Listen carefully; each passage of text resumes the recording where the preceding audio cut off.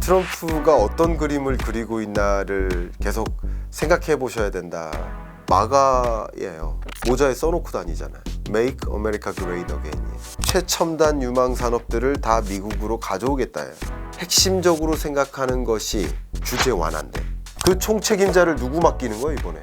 일론 머스크한테 맡기는 거예요. GEC. 트럼프가 절대 인플레이션을 용인하지 않겠다.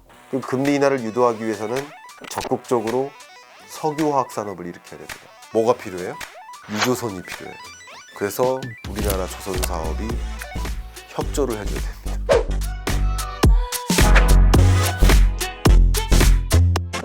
네, 여러분 안녕하세요. 오랜만에 인사드립니다. 김광석이라고 합니다.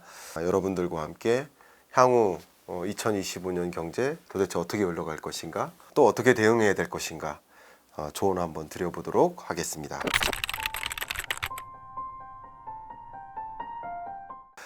저는 이제 트럼프가 어떤 그림을 그리고 있나를 계속 생각해 보셔야 된다라는 말씀을 드리고 싶어요. 그러니까 트럼프가 그림 그리고 있는 그 그림 안에 분명히 유망한 산업이 있다라고 생각해 보시면 좋겠죠. 그러니까 트럼프는 일단 기본적으로 그림 그리고 있는 그 청사진이 마가예요. 모자에 써놓고 다니잖아요.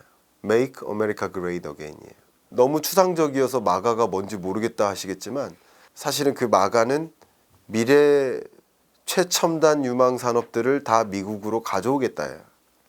주로 우주산업, 반도체, AI, 자율주행, 전기차, 반도체 AI, 로봇 산업 이런 것들을 다 내가 다 해먹겠다 이런 겁니다.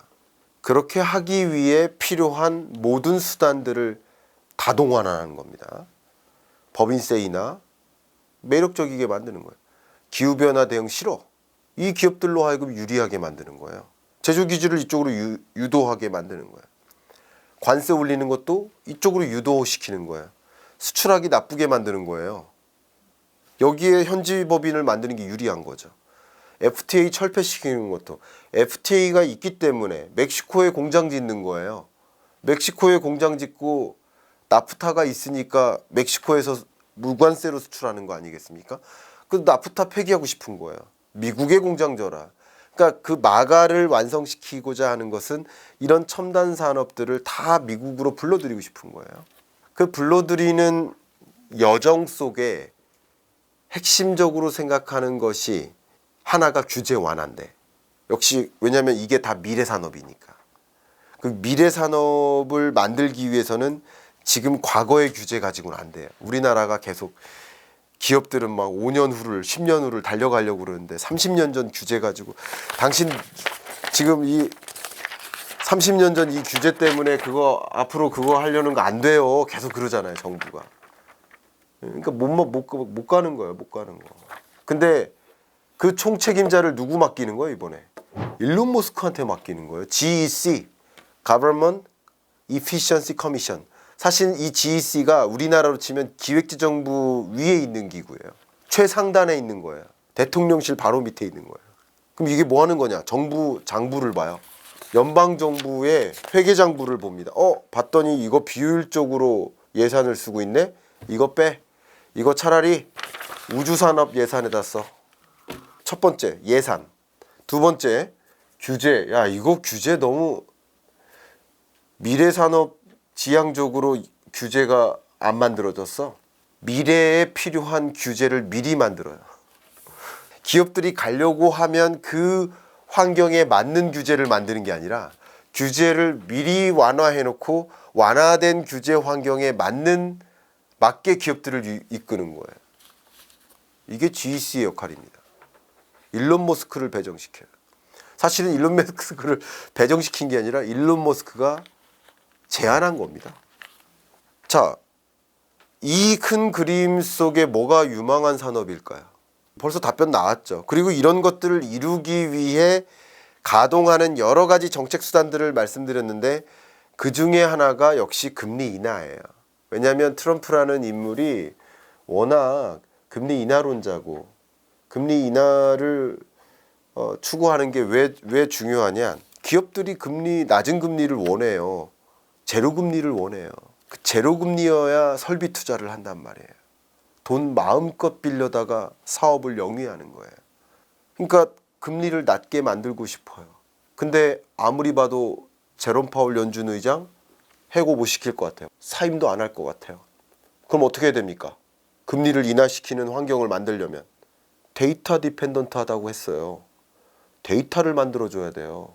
데이터를 조작하는 게 아니라 인플레이션을 촉발시키면 안 돼요. 많은 분들이 한 가지 착각하는 게 관세를 올리면 인플레이션이 야기된다? 천만의 말씀입니다. 오해하시는 거예요. 여러분 정말 진짜 여러분 관세를 도입하면 물가가 올라요? 수입 물가가 올라요? 관세를 왜 도입해요? 남의 나라 제품을 비싸게 수입하려고 관세를 도입하는 거예요? 못 들어오게 하려고 관세 도입하는 거예요. 미중 패권 전쟁 기억하세요? 18년, 19년, 20년, 3년 동안 엄청나게 관세 전쟁했죠. 근데 중요한 것은 미국이 관세 올릴 때 다른 나라가 그냥 그거 받기만 해요? 다른 나라도 관세 같이 올려요. 관세를 올린다는 얘기는 뭐예요? 다른 나라 제품 수입 안 받겠다예요. 그럼 다른 나라는 어떻게 할까요? 나도 안 받겠다예요. 그럼 너도 나도 안 받겠다 그러면 교역량이 감소하겠죠. 그래서 트럼프 당선 이후 가장 주가가 급락했던 기업 1번 누굴까요? 뭘까요? 일론 머스크랑 이름이 비슷한 기업 머스크입니다. 해운사, 글로벌 해운사 50% 이상 시장을 점유하고 있는 기업. 왜? 교역량이 감소하겠구나. 이거 굉장히 중요한 얘기예요. 그러니까 사실 관세 전쟁을 일으키면 교역량이 감소하겠구나. GDP 대비 교역량이 줄어들겠구나. 세계적으로 공장 가동이 줄겠구나. 저성장 고착화가 더 다져지겠구나. 글로벌 인플레 압력이 아니라 디플레 압력입니다. 경제는 산수처럼 생각하시면 안 됩니다. 경제는 생물입니다. 동태적이기 때문에 이쪽이 이렇게 움직이면 이쪽도 또 동태적으로 움직이기 때문에 미국이 관세를 매기면 다른 국가는 가만히 있는 게 아닙니다. 미국만 매기면 수입 물가가 올라가겠죠. 그러나 미국이 매기면 중국도 매기고 미국이 한국한테 매기면 한국도 매기는 거예요. 다 같이 매기는 거예요. 그러니까 극단적 보호무역주의 시대가 오는 거예요. 그러니까 전반에 걸쳐서 교역량이 감소하고 저성장이 더 고착화되는 겁니다. 극단적 보호무역주의 시대가 오는 겁니다. 그러니까 이것은 디플레 압력이 되는 거예요. 굉장히 중요한 변수입니다. 파월은 관세 전쟁이 실제 일어난다면 마음 놓고 금리 인하할 수 있는 거예요. 데이터 디펜던트하다라고 했을 때. 더 중요한 말씀 드리겠습니다. 어쨌든 마가를 완성시키려면 금리 인하 환경을 만들어야 돼요. 금리 인하를 유도하기 위한 굉장히 강한 정책이 있어요. 한번 생각해 보세요. 22년 7월에 미국 6월 물가 상승률이 9.1%였고 그 9.1% 물가 상승률은 41년 만에 최고치였습니다. 그게 초인플레이션이었고 그 초인플레이션은 왜 왔느냐? 한 가지 중요한 변수는 러우 전쟁 때 러시아에 대한 경제 제재를 가해서 러시아산 천연가스 수급이 안 되니 원유와 천연가스 가격이 급등했던 겁니다. 에너지 가격이 급등하면서 그게 반영된 물가가 41년 만에 최고치였던 거고 그럼 그로부터 41년 전이 뭐였어요? 역시 오일 쇼크 때 인플레이션이 10% 넘게 또 최고치였던 겁니다. 그러면 인플레이션은 뭐와 연동돼요? 에너지 가격과 연동돼요. 그러면 트럼프가 절대 인플레이션을 용인하지 않겠다. 왜? 정치적으로는 바이든이 인플레이션 때문에 간 겁니다. 경제적으로는 금리 인하를 유도해야만 합니다.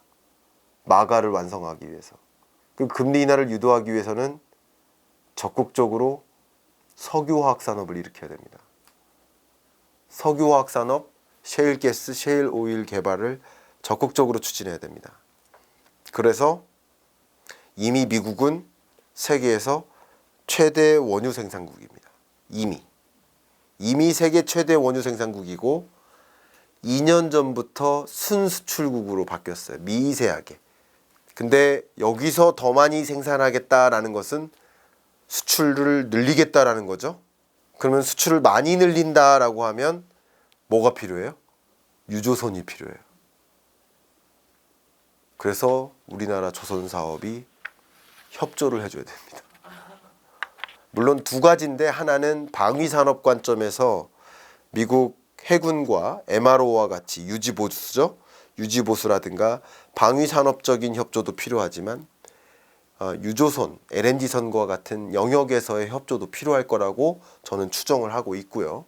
그것이 또 인플레이션 압력을 잠재우는 효과적인 수단으로 활용될 거라고 생각합니다. 혹여나 인플레이션 압력이 작용된다면 원유 가격을 끌어내릴 수 있는 수단이 될 거라고 생각합니다. 그러니까 이런 것들이 주요한 산업들이 될 거죠. 이게 트럼프가 그림 그리고 있는 그림이고 이 그림 안에 있는 주요 산업들이 바로 유망 산업이라고 생각할 수 있겠죠. 그런 쪽으로 더 재정이 투입이 되고 또 그런 쪽으로 자본시장에서도 돈의 유입이 일어날 것이다 이렇게 보고 있습니다.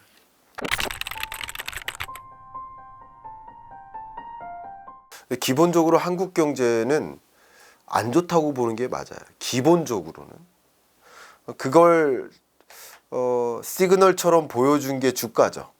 그러니까 트럼프 당선되자마자 미국 주가 오르고 일본 주가 오르고 근데 중국 주가 떨어지고 한국 주가 떨어졌죠. 이게 시그널인 거야, 일종의. 저는 그렇게 생각합니다. 이게 맞든 틀리든 자본시장에서는 그렇게 해석한 거예요. 근데 해석을 해본다면 미국이 중국을 굉장히 강하게 압박을 취하겠네. 그럼 중국에 대해서 압박을 강하게 드라이브를 건다면 일기 때도 그랬지만 워낙 우리나라가 중국에 대한 수출 의존도가 높고 미국에 대한 수출 의존도가 높은데 미중에 대한 수출을 둘이 합하면 그게 약 40%예요. 사실 중국으로 수출하는 것도 중국의 수출에서 우회적으로 다른 나라에 수출하기 위함이고 중국으로 수출해서 거기서 생산한 제품을 미국으로 수출하고자 하는 것도 많은데 미국이 중국산 안 받겠다 라는 것은 우리의 대중 수출을 또 막히게 만듭니다. 바로 그런 영향인 거죠. 그게 우리는 일기 때 경험했습니다. 기본적으로 우리 경제 안 좋은 거고요. 그리고 앞에 말씀드렸던 것처럼 미국이 관세 전쟁을 펼쳐나간다면 세계적으로 관세 장벽을 올려잡을 거고요. GDP 대비 교역이 차지하는 비중이 내려가는 거예요. 그럼 상대적으로 어떤 나라가 덜 충격을 받을까요? 내수 중심의 나라. 상대적으로 어떤 나라가 더 충격이 있을까요? 무역 의존도가 높은 나라. 우리나라 무역 의존도가 높죠. 그 무역 의존도가 높은 나라 중에 더 충격이 심한 나라들이 어떤 나라일까요? 미중에 대한 의존도가 높은 나라. 겠죠. 그럼 기본적으로는 우리나라는 좀 트럼프 시대에 더 충격이 있을 것이다라고 가정하는 게 맞다라고 저는 생각을 합니다. 물론 어떻게 대응하느냐에 따라 다 다르겠죠. 다만 산업적으로도 여러 가지 면에서 좀 차이가 있겠습니다. 제가 오늘 마침 다른 용도로 이걸 갖고 있어요. HMM인데요. 이 HMM의 전신이 현대상선입니다. 제가 HMM의 강연을 갖다가 기념품으로 좀 받았습니다. 이 현대상선 혹은 아까 말씀드렸던 머스크 같은 해운사들은 어떨까요? 기본적으로. 해운 물류사들은 어렵겠죠. 그러면 이 해운사들이 어렵다는 얘기는 해운 선박 수요는 장기적으로 어떨까요? 줄어들 거라고 가정하는 게 맞아요. 그러니까 2025년부터 2029년까지 점점점 극단적 보호무역주의 시대로 치닫을 거다. 이렇게 보면 좋아요. 그러니까 관세를 올린다 하더라도 25년에 당장 보편 관세를 10%로 올리는 게 아니에요. 점진적으로 올리는 겁니다. 3%, 4%, 5%, 6% 결국 10% 이런 식으로 점진적으로 올리는 겁니다. 그리고 품목에 대해서도 먼저 보호하고자 하는 품목부터 먼저 점점 결과적으로 10%를 만들고자 하는 거죠. 내구재를 중심으로 먼저 올릴 겁니다. 결과적으로는 이런 여정에서 조선 수요는 이 상선에 대한 수요는 줄어들 거예요. 근데 어떤 수요가 늘어날까? 트럼프가 그림 그리고 있는 그 미래에 있어서 한 가지는 방위비 분담해라. 주한미군 철수하겠다. 근데 이런 노력은 세계적으로 공통되게 얘기합니다. 왜 미국이 세계의 경찰적 지위를 수행해야 되느냐? 그럼 뭐 하라는 거예요? 각자 방위 능력을 스스로 갖춰라. 그 얘기는 곧 뭐 하라는 거예요? 미국산 국방 장비를 더 사라. 왜요? 어차피 방위 산업의 사이즈가 있다면 거기서 절대적인 비중을 갖고 있는 게 미국이고 그 파이가 커진다면 그 쉐어가 유지될 거라는 전제에서는 미국산이 더 많이 팔리는 거예요. 그 쉐어가 바뀌지는 잘 않아요. 원래 거래처가 잘 안 바뀌어요. 방위 산업이. 왜 정치 안보 같은 것들이 같이 엮여 있기 때문에 거래처가 잘 안 바뀌는 산업이에요. 방위 산업이. 그러니까 방위비 예산을 올려잡고 세계 각국이 그래서 방위비치를 늘리고 그럼 방위 산업의 사이즈가 커지고 그러니까 당연히 방위 수요가 늘어날 텐데 그러면 당연히 미국 입장에서는 한국에게 조선 영역에서의 왜냐하면 지금 세계 조선 축조 산업에서 조선 산업에서 미국이 차지하는 비중이 1%밖에 안 돼요. 잃었어요 이미. 1980년 이전에는 미국이 그냥 완전히 압도적으로 조선을 다 공급하다가 뭐 그전에는 영국이 다 하다가 지금은 일본으로 한국으로 중국으로 넘어가는 거예요. 그때 심지어 사양 산업이야 하면서 레이건 대통령 때 보조금도 끊었어요. 그러면서 완전히 내줬습니다. 뭐 노동집약적인 산업이다. 그리고 그 밖에 더 매력적인 산업이 있다 하면서 내줬어요. 반도체도 그렇잖아요. 설계가 있고 소재, 장비, 제조가 있다면 제조 같은 거 내주자. 설계만 하자. 이랬다 지금 제조도 우리가 가져오자. 이런 느낌인 거잖아요. 근데 지금은 어쨌든 제조 능력이 없으니까 한국한테 기대겠다. 그렇다고 중국한테 요청할 수 없으니까 방위 같은 경우 국방 산업 같은 경우는 안보가 달려있기 때문에 한국한테 협조를 구하겠다.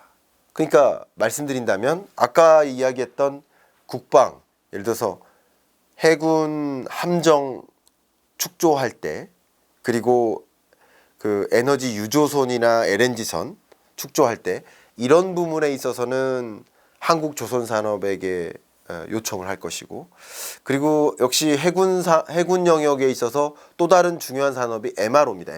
MRO가 메인터넌스, 리페어 그리고 오퍼레이션 이게 이 함정이 있으면 유지 보수하는 거예요. 제가 개인적으로 이제 해군 출신이라서 조금 잘 알고 있는 편인데 군인들은 유지 보수를 자기 배를 자기가 유지 보수해요. 예를 들어서 여기 페인트를 없애고 다시 칠하는 것도 유지 보수지만 여기 안에 있는 보일러나 기계 장비 이런 것을 관리하는 것도 군인들이 기관병들이 다 직접 하는 겁니다. 근데 그런 리페어도 있지만 메인터넌스도 있지만 여기에 있는 무기들 이런 것들도 메인터넌스가 있거든요. 이런 거를 다 전문가들이 해야 되잖아요. 근데 다 전문가들이에요. 군인들이 장교나 직업 군인들은 다 전문가들이에요. 쉽게 말하면. 그래서 이 메인터넌스 MRO 사업 MRO는 이제 항공기 MRO도 있고 조선 MRO도 있고 기계 쪽은 다 중장비 쪽은 다 MRO가 있는데 해군 영역의 MRO도 굉장히 큰 산업이라고 볼 수 있겠습니다. 연간 단위로 계약을 하고 MRO 사업을 하는 건데 이건 더더군다나 안보와 직결되죠. 그러니까 아무래도 파트너십이 있는 그러니까 한국과 협조를 구하겠죠. 그러니까 이런 비즈니스는 더 열려 있다 볼 수 있겠죠. 그렇게 의견을 드리겠습니다. 일단 24년 하반기는 이제 피벗을 시작한 금리 인하를 시작한 시작 시점이고요. 그래서 그 피벗이 종료되는 시점은 25년이 아니라 26년으로 상정하시기를 추천드리고요. 사실은 급할 이유도 없는 겁니다. 왜? 경제 위기가 아니에요. 지금 이런 5가지 요인을 고려했을 때 한 가지 남은 것은 환율이고 뭐 정말 사면초가죠.